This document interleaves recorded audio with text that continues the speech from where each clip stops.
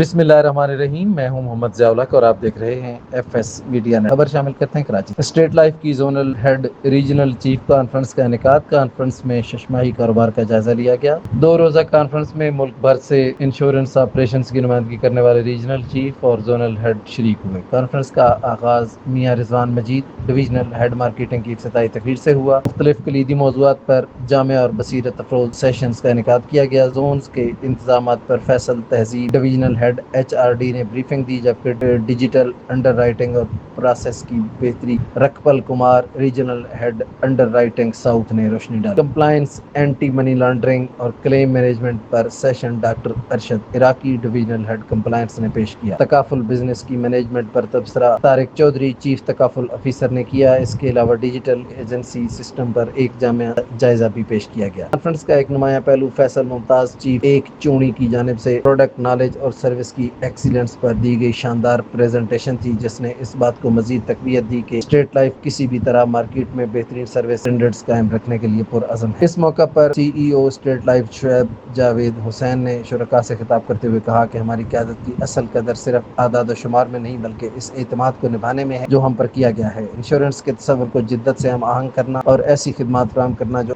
عمدگی کے نئے معیار قائم کرے۔ کانفرنس کا اختتام آپریشنل ایکسیلنس، ڈیجیٹل ٹرانسفارمیشن اور کسٹمر سینٹر گروتھ کے عوام کی تجدید کے ساتھ ہوا، جو ہر پاکستانی کے مالی مستقبل کو تحفظ فراہم کرنے کے لیے اسٹیٹ لائف کے مشن کو مزید تقویت دیتا ہے۔ سبسکرائب کیجیے F S media network اور دیکھتے رہیے تازہ ترین تبصرے۔